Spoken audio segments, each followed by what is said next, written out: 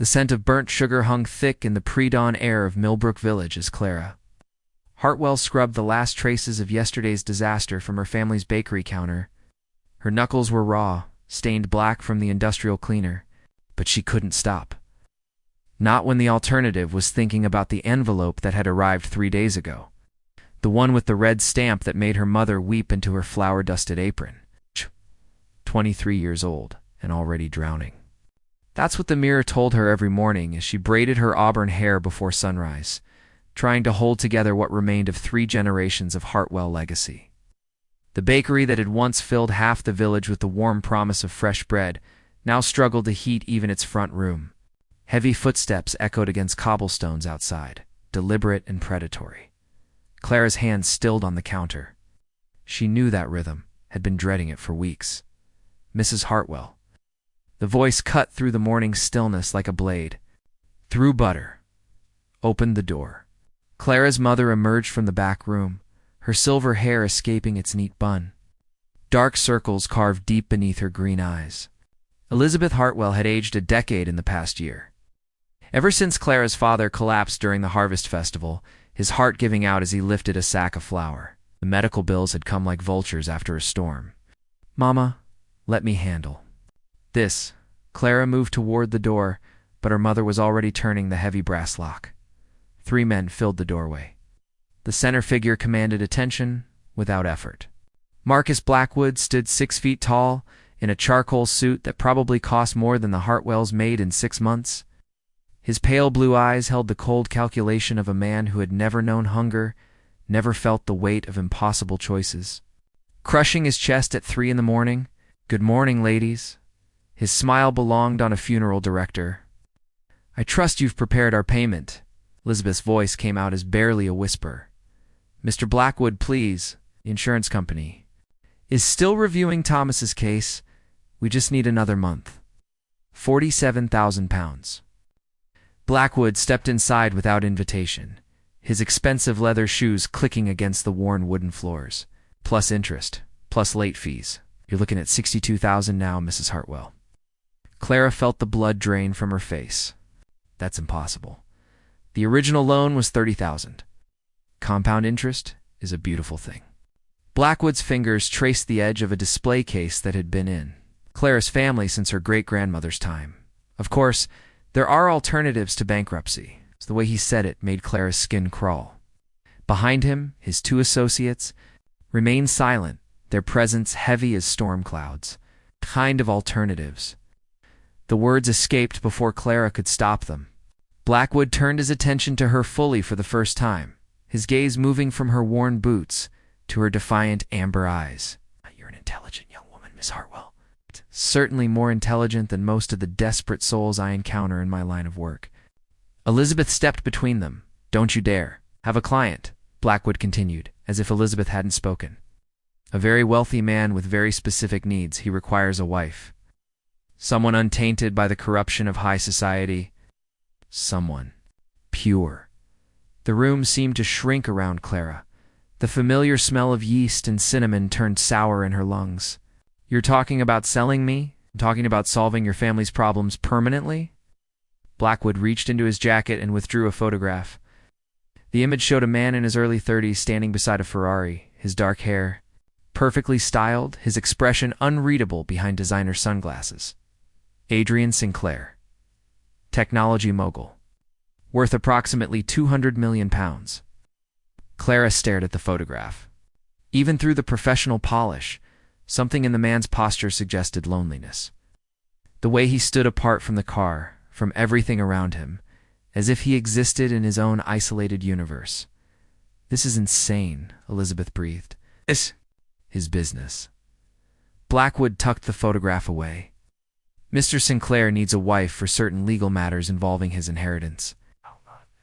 In exchange, he'll pay off your debts completely and provide a settlement of £500,000. The number hit Clara like a physical blow.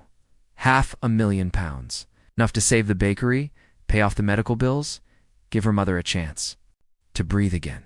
Enough to honor her father's memory by keeping his legacy alive. What exactly would this marriage entail? Clara's voice sounded foreign to her own ears. A legal ceremony, separate living arrangements. Mr. Sinclair's not interested in a traditional marriage. He simply needs a wife on paper to satisfy certain inheritance requirements. Elizabeth grabbed Clara's arm. God, you cannot seriously be considering this. But Clara was thinking about her father's hands teaching her to knead dough when she was 7 years old, about the way his eyes lit up when customers praised his grandmother's secret recipe for cinnamon rolls, about the stack of unpaid bills hidden in the kitchen drawer, growing thicker every day like malignant tumors. If I agreed, Clara said slowly, my family keeps the bakery. Your family keeps everything. Plus enough money to expand, to hire help, to never worry about debt again. Clara closed her eyes and saw her father's face the day before he died, when he thought she wasn't looking. The defeat in his shoulders. The shame of a man who had worked his entire life only to leave his family drowning in debt. When she opened her eyes, Blackwood was holding out a pen. I need time to think. You have until tomorrow morning. Blackwood headed for the door, his associates following like shadows. After that, we proceed with foreclosure proceedings. The door closed behind them with a finality that echoed through Clara's bones. She stood in the sudden silence, staring at the place where the debt collector had been, feeling as if the ground beneath her feet had shifted into quicksand. Clara. Her mother's voice broke. Promise me you won't do this. Promise me you won't. Sacrifice yourself for money. But Clara was already thinking about tomorrow morning, about the choice that wasn't really a choice at all, about a stranger named Adrian Sinclair who needed a wife he would never touch, never love, never even have to see, about the price of saving everything she held dear. Outside, storm clouds gathered over Millbrook Village, and Clara wondered if she was about to step into a tempest from which there would be no return. The rain had started before dawn, turning the limestone walls of Sinclair Manor into dark rivers of water that caught the morning light like tears. Adrian Sinclair stood at the floor-to-ceiling windows of his study, watching droplets race each other down the glass while his coffee grew cold in his hands. Hadn't slept. Again, the manila folder lay open on his mahogany desk. Its contents spread like evidence of his own desperation. Photographs of Clara Hartwell smiled up at him, though her eyes held shadows that surveillance cameras couldn't quite capture. 23 years old, 5 feet 6 inches, auburn hair that caught sunlight like copper wire, the daughter of a baker drowning in debt that wasn't her fault. Sir Mrs. Pembridge, his housekeeper, appeared in the doorway like a ghost. At 62, she moved through the manor with the practiced silence of someone who had learned not to disturb a man's brooding. The car will be here in 20 minutes. Adrian didn't turn from the window. Cancel it, sir. I said cancel it. I've changed my mind about the entire arrangement. Mrs. Pembridge stepped into the room, her expression carefully neutral. She'd been with the Sinclair family for 30 years, had watched Adrian grow from a lonely child into an even lonelier man. Might I ask why? Because this is madness, Pembridge. I'm buying a wife like she's a piece of furniture. What kind of man does that make me? A desperate one, sir. Just like her. Adrian finally turned, his gray eyes reflecting the storm outside. You think I should go through with this charade? I think you've been alone in this house for too long. I think your grandfather's will has left you no choice if you want to keep the company. And I think that young woman might be the only person in England who needs this arrangement as much as you do. The company. Sinclair Technologies.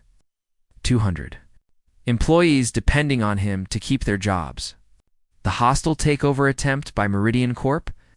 That would gut everything his grandfather had built if Adrian couldn't prove his stability through marriage before his 32nd birthday, 3 weeks away.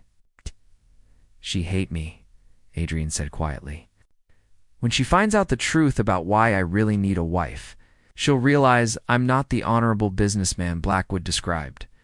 I'm just another rich bastard using money to solve problems. Perhaps she'll understand that sometimes we all do things we're ashamed of to protect what matters most. The intercom buzzed. Mr. Sinclair? The young lady has arrived. Adrian's heart hammered against his ribs. Send her to the library. I'll be there shortly. Mrs. Pembridge moved toward the door, then paused. Sir, be yourself. Not the person you think she expects you to be. Alone again. Adrian caught his reflection in the rain-streaked window. 6 feet 2 inches of expensive education and emotional isolation. Designer suits that couldn't hide the fact that he had never kissed a woman, never held someone while they slept, never learned the thousand small intimacies that normal people took for granted. His grandfather had seen to that. Emotional attachments are weakness, Adrian. Love is a luxury that men like us cannot afford. Gerald Sinclair had ruled his grandson's life with the same ruthless efficiency he brought to boardroom negotiations. Private tutors instead of school friendships, business meetings instead of birthday parties, sterile childhood designed to produce the perfect corporate heir. But now Gerald was dead, and his will contained one final manipulation. Marriage before 32, or watch everything crumble into the hands of competitors who would destroy it for sport. Adrian walked through hallways lined with portraits of Sinclair ancestors, their painted eyes following his progress like silent judges. The library doors stood open. Through them he could see Clara Hartwell standing with her back to him, studying the collection of first-edition novels that had been his only companions growing up. She wore a simple blue dress that looked handmade, probably sewn by her mother's careful fingers. Her auburn hair was pulled back in a braid that revealed the elegant line of her neck. When she turned at the sound of his footsteps, Adrian felt the air leave his lungs. She was beautiful, but more than that, she was real. Every photograph had failed to capture the way her amber eyes seemed to hold entire stories. The way her presence brought warmth to a room that had known only cold efficiency for decades. Miss Hartwell. His voice came out rougher than intended. "Thank you for coming, Mr. Sinclair." She extended her hand, and when their fingers touched, Adrian felt something electric pass between them. Her skin was warm, calloused from years of hard work, completely unlike the manicured softness he associated with the women in his grandfather's social circle. They stood in awkward silence, studying each other like opponents before a chess match.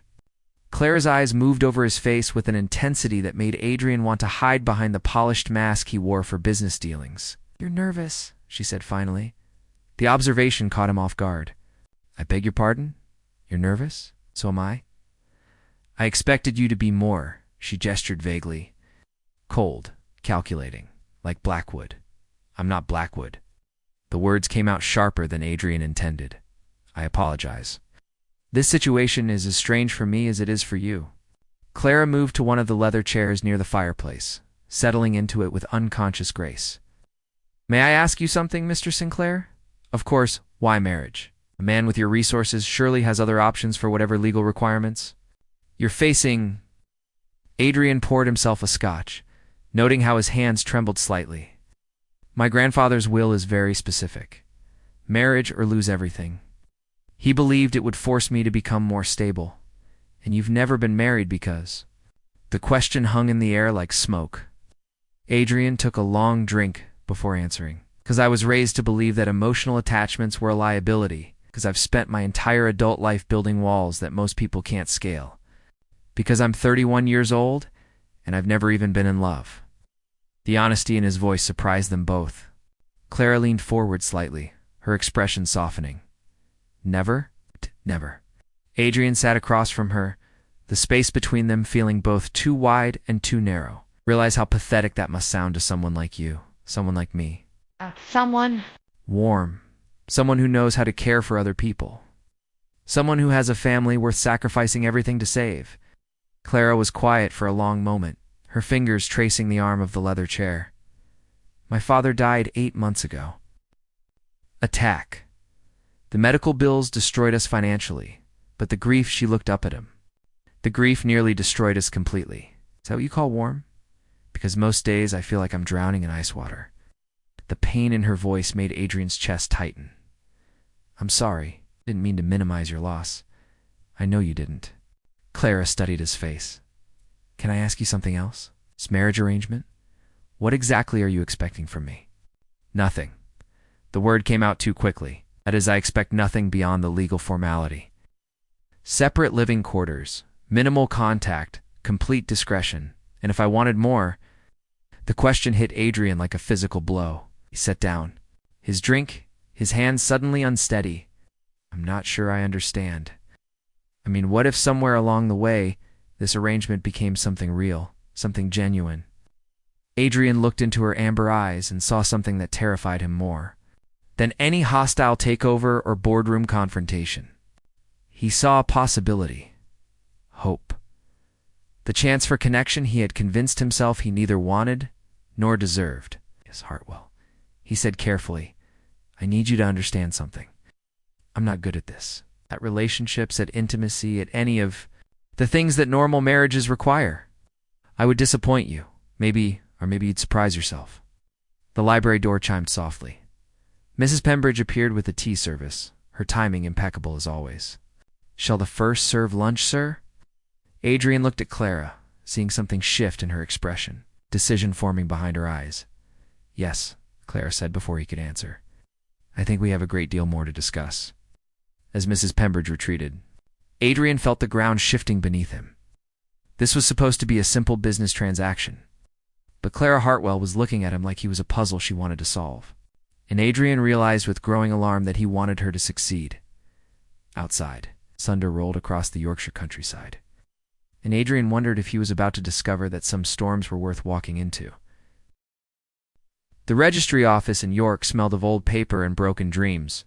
Clara stood in the sterile hallway wearing her grandmother's pearl necklace and a cream-colored dress she had bought 3 hours earlier from a discount shop, watching Adrian pace in front of the water cooler like a caged wolf. His charcoal suit was perfectly tailored, but his tie hung slightly crooked.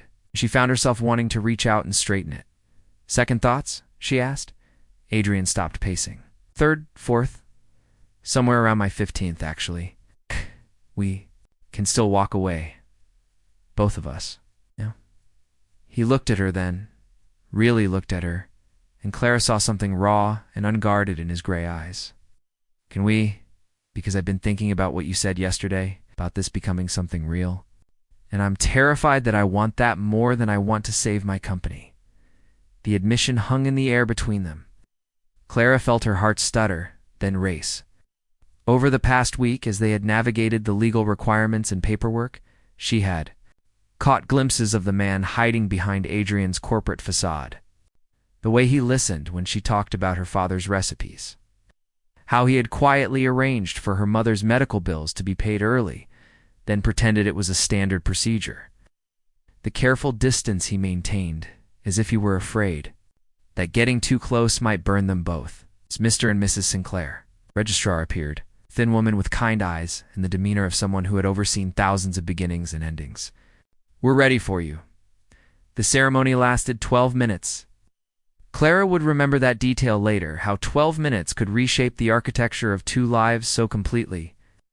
Adrian's voice was steady as he repeated the vows, but his hands trembled.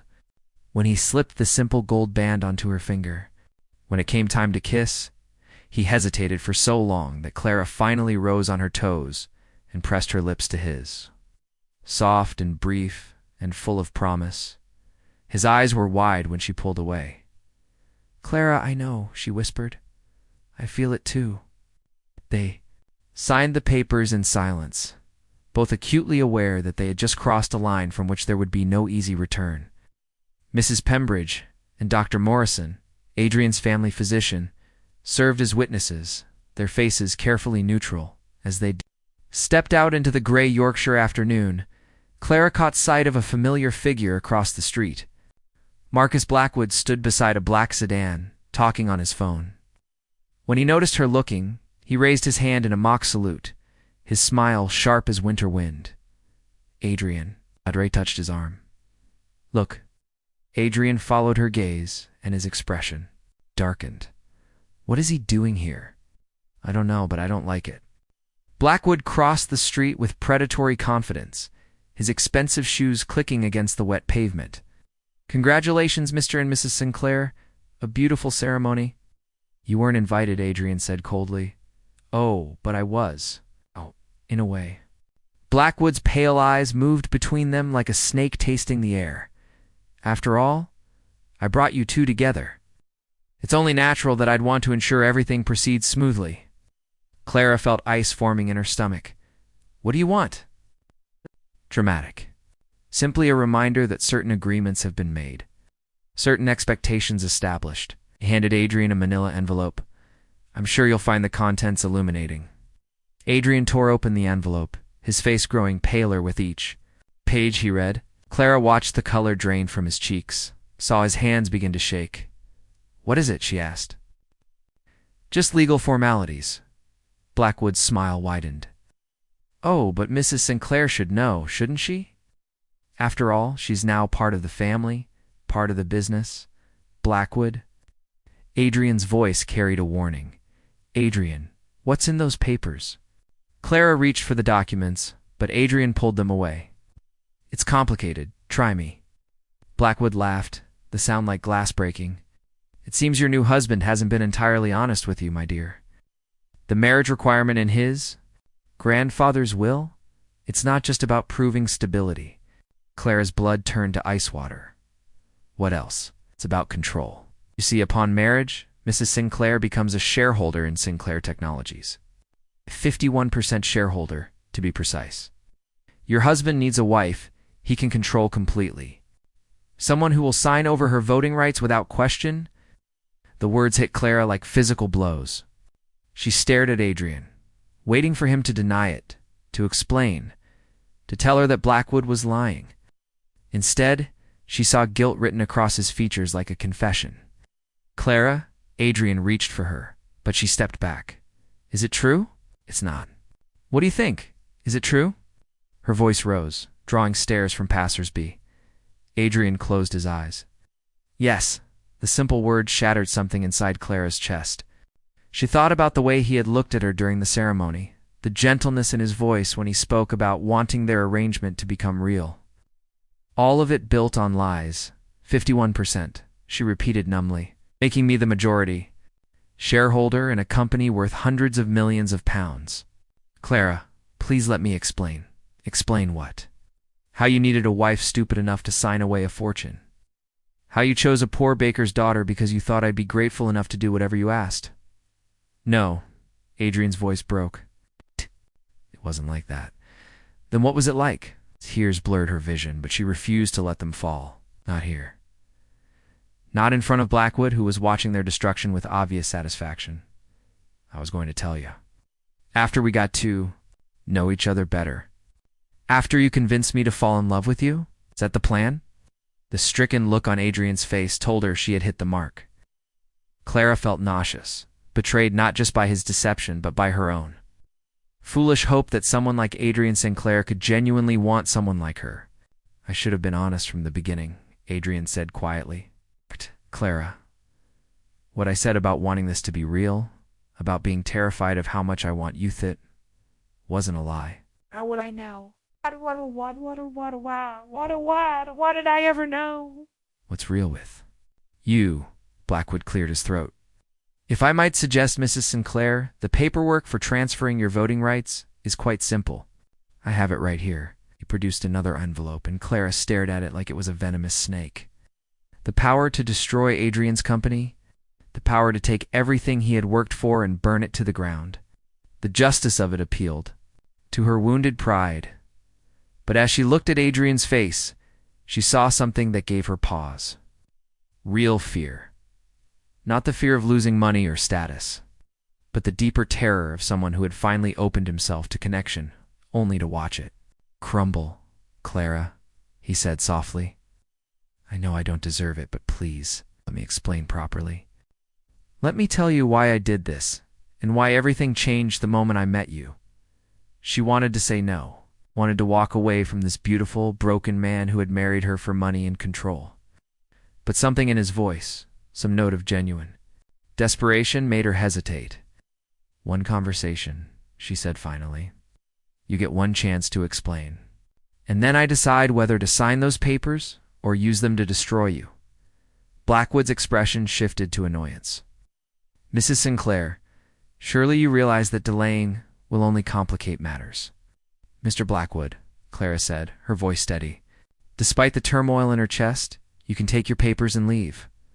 My husband and I have things to discuss. The word husband tasted bitter on her tongue, but she saw the way Adrian's eyes flashed with something that might have been hope. Blackwood shrugged, clearly unconcerned by the delay. Very well, but don't take too long, my dear. Some opportunities don't wait for sentiment. As he walked away, Clara looked at Adrian and saw her own future hanging in the balance. She could destroy him, or she could listen to his explanation and risk being manipulated again. Either way, the naive woman who had walked into that registry office was gone forever. "Your house," she said finally. "We do this properly. And Adrian? Yes. This is your only chance. Don't waste it." As they drove through the Yorkshire countryside in tense silence, Clara wondered if she was about to save her marriage or end it before it had truly begun. Either way, there would be no going back. The fire in Adrian's study crackled like breaking bones, casting shifting shadows across walls lined with awards and achievements that suddenly felt meaningless. Clara sat in the leather chair where they had first met, still wearing her wedding dress, the simple gold band on her finger catching the firelight. Adrian stood by the window, his back to her, shoulders rigid with the weight of confession. "My grandfather was dying when he wrote his will," Adrian began, his voice barely above a whisper. "Lung cancer. He had maybe 3 months left, and he spent them orchestrating one final manipulation." Clara said nothing, but Adrian could feel her amber eyes on him, watching, evaluating, preparing to judge. Gerald Sinclair built his empire by treating people like chess pieces. Employees, business partners, family. We were all just moves in his endless game. He realized I had never married, never even had a serious relationship. He saw it as the ultimate failure of his training. Adrian turned from the window, and Clara saw something broken in his expression. Raw pain that went deeper than business concerns or wounded pride. He changed his will 3 months before he died, not just to require marriage, but to ensure I could never truly control what he built. Majority shareholding would go to my wife automatically, making her the real power behind Sinclair Technologies. "Because he knew you'd choose someone you could manipulate," Clara said, her voice cold. "Because he knew I was terrified of real intimacy. He thought I'd marry some society debutante who would be content to play the decorative wife while I made all the decisions. He'd never imagined I'd meet someone who could actually challenge me." Clara laughed bitterly. "Someone stupid enough to fall for your lies, you mean?" Adrian moved closer, dropping to his knees beside her chair. The vulnerability of the position wasn't lost on either of them. Someone strong enough to see through them. "Clara, from the moment you walked into this room, everything changed. You weren't impressed by my money or intimidated by my reputation. You looked at me like I was just a man, a lonely, frightened man who had never learned how to be human." "Pretty words," Clara said, but her voice wavered slightly. "How do I know any of it is real?" Adrian reached into his jacket and withdrew a thick folder. "Because of this." Clara opened it, her eyes widening as she processed the contents. Legal documents, transfer papers, financial statements. What am I looking at? My confession. My sacrifice. Adrian's hands trembled as he spoke. "Those papers transfer my personal fortune to you. Not the company assets tied up in the will, but everything else. My investments, my properties, my liquid assets. Nearly £50 million. Clara stared at the documents, her mind reeling. "I don't understand. I drew them up after our lunch yesterday, before Blackwood arrived, before the wedding, before I knew you'd discovered the truth about the shareholding. Give them to you tonight, along with the truth about the will, because I realized I was in love with you." The words hung in the air like a prayer. Clara felt her carefully constructed anger wavering, replaced by something more dangerous. "Hope you barely know me. I know you stay up until 3 in the morning perfecting your father's cinnamon roll recipe because you can't bear the thought of letting his memory fade. I know you read to your mother every evening because the medical treatments have made her too tired to focus on books herself. I know you've never asked for anything for yourself, even when you were drowning." Clara's eyes filled with tears she refused to shed. "That doesn't mean you love me. Then let me tell you what does." Adrian rose, beginning to pace like a caged animal. "I love the way you straightened my tie before the ceremony, like it was the most natural thing in the world. I love how you defend your family with the ferocity of a lioness, but you're gentle with broken things. I love that you see through every wall I've built, and instead of running away, you want to know what I'm hiding behind them? He stopped pacing, facing her directly. I love you enough to give you everything I own and walk away if that's what you want. Because you deserve better than a marriage built on deception, even if it destroys me to let you go. Clara stood slowly, the papers rustling in her hands. 50 million pounds. Enough to ensure your family never wants for anything. Enough to expand the bakery into a chain if you want. Or close it forever and travel the world. Enough to be free of men like me in Blackwood forever. And you'd just ... give this to me. Knowing I could walk away. Eve. Even though it would. Mean losing your company? Adrian's smile was heartbreaking in its sadness. I've spent my entire life choosing business over everything else because I was taught that was what mattered. But you've shown me something I never expected to find. A reason to choose differently. Clara set the papers on the desk, her hands shaking. This is insane. We've known each other for a week. I know. You could be lying about everything. Using your own fortune as bait to manipulate me into signing over the company shares. I could be, so why should I trust you? Adrian was quiet for a long moment, staring into the fire.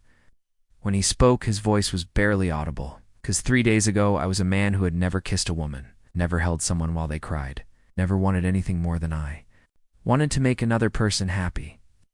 And now, looking at you in that dress, knowing that for 12 minutes in that registry office, you were mine.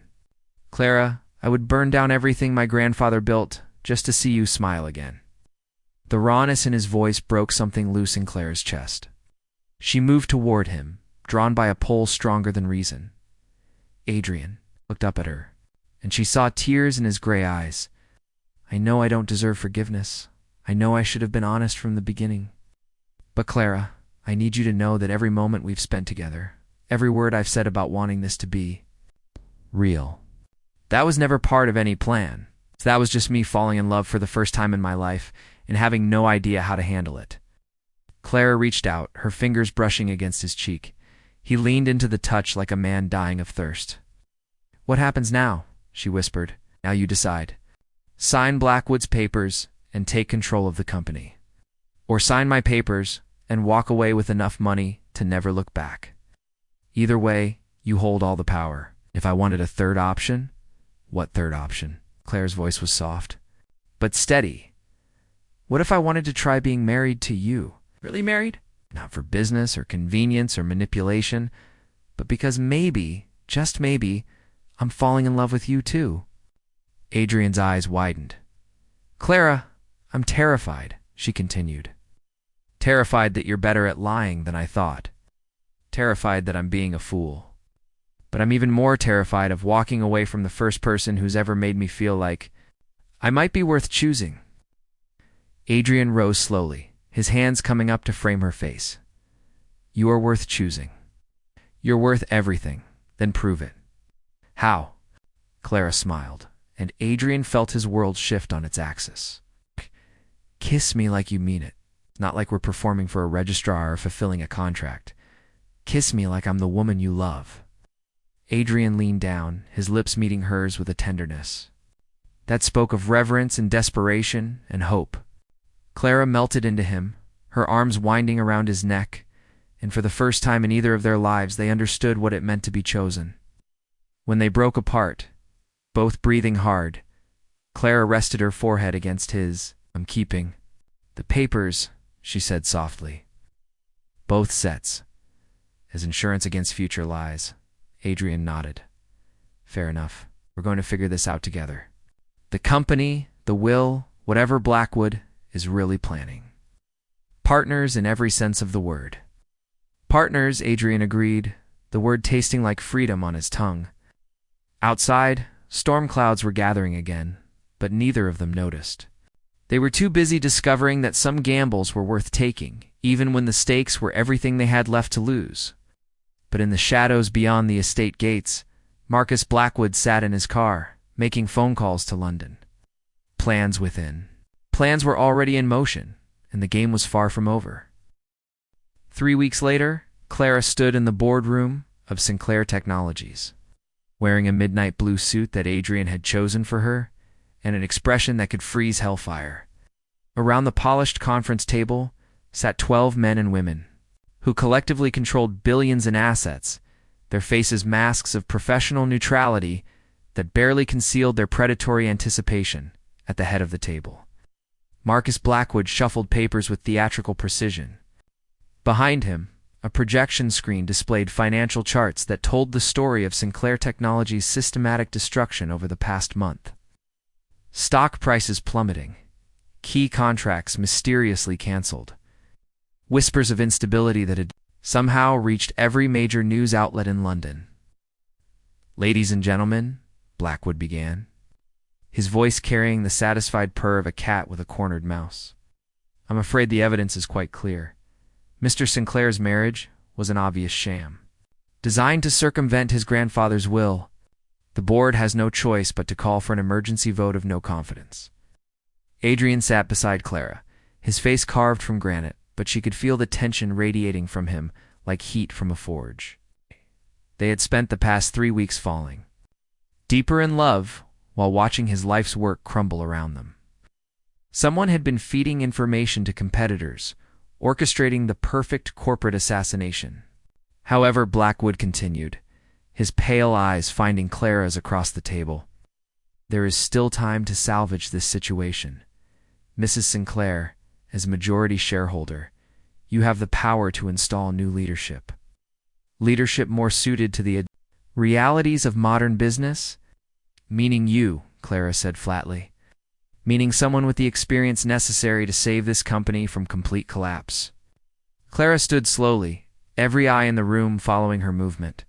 She had practiced this moment in the mirror for hours, but her heart still hammered against her ribs like a caged bird. "Mr. Blackwood, before we proceed, I have a question about your compensation structure." Blackwood's confidence flickered for just a moment. "I'm not sure I understand the relevance. Humor me. Your fee for arranging my marriage to Mr. Sinclair? How exactly was it structured? A standard finder's fee? Nothing more?" Clara smiled, and Adrian felt a chill of recognition. He had seen that expression before, usually right before she demolished one of his carefully constructed arguments with surgical precision. Interesting. Because, according to these documents, Clara produced a thick folder from her briefcase. "Your payment was contingent not just on the marriage taking place, but on specific performance metrics for Sinclair Technologies over the subsequent 6 months." The room went dead silent. Blackwood's face remained neutral, but Clara caught the slight tightening around his eyes. "Not sure what you're implying, Mrs. Sinclair. I'm implying that you've been paid handsomely to ensure this company fails. £50,000 from Meridian Corp, to be precise. Plus a substantial bonus if you could orchestrate a hostile takeover within 90 days of my marriage." Blackwood's laugh sounded forced. "That's quite an accusation. I assume you have proof?" "I have something better." Clara turned to face the board members, most of whom were now staring at Blackwood with dawning suspicion. "I have his phone records, his financial statements, his communications with Meridian's acquisition team, everything." She had spent 2 weeks working with a private investigator Adrian had initially hired to look into the company's sabotage. What they had discovered was a web of corporate espionage that stretched back months, with Blackwood at the center, orchestrating everything from the original debt that had trapped Clara's family to the systematic destruction of Sinclair Technologies. "See," Clara continued, her voice growing stronger with each word. "Mr. Blackwood made one critical error. He underestimated a baker's daughter. He assumed I would be so grateful for rescue that I wouldn't ask questions, so overwhelmed by wealth and status that I wouldn't notice when the numbers didn't add up." Adrian watched his wife with something approaching awe. This was Clara in her element, fierce and brilliant and absolutely magnificent. She had spent the past weeks not just learning to love him, but learning his business, understanding every aspect of the company she now controlled. "The debt collection business is quite lucrative," Clara said, beginning to pace around the table like a prosecutor before a jury, "especially when you create the debts yourself. Blackwood Financial Services has been targeting small businesses across Yorkshire for the past 5 years, arranging loans through shell companies, then calling them in at precisely the moment families Our most vulnerable, one of the board members leaned forward. Are you saying he deliberately targeted your family? I'm saying he's been running a sophisticated scam designed to identify potential brides for wealthy men with specific needs. My family was just the latest mark in a very profitable enterprise. Blackwood's composure finally cracked. This is ridiculous. Even if what you're saying were true, which it isn't, you have no legal standing to actually— I do. Clara's smile turned predatory, because as of yesterday, I am the sole owner of Meridian Corp. The words hit the room like a bomb. Adrian's eyes widened, and even Blackwood looked genuinely shocked. That's impossible.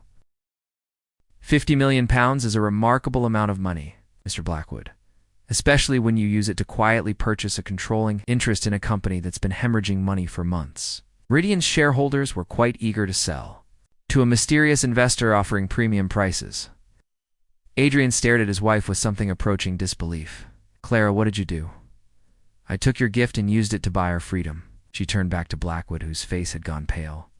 Every dirty trick you've pulled, every contract you've sabotaged, every leak you've orchestrated, ... I now own the company that was paying you to do it, which means I own you. The boardroom erupted in whispers and gasps. Clara raised her hand for silence. The vote of no confidence is withdrawn. Mr. Blackwood's services are no longer required, and Meridian Corp will be dissolved, with its assets transferred to a fund for supporting small businesses targeted by predatory lending practices. Blackwood stood abruptly, his mask of civility finally shattered. You have no idea what you're dealing with, little girl. It is bigger than one small company or your pathetic love story. Perhaps, but it's not bigger than this. Clara gestured to the room around them. 12 board members who now understand exactly how you've been manipulating them. A room full of witnesses to your confession. And a very expensive legal team that's been documenting every word of this conversation.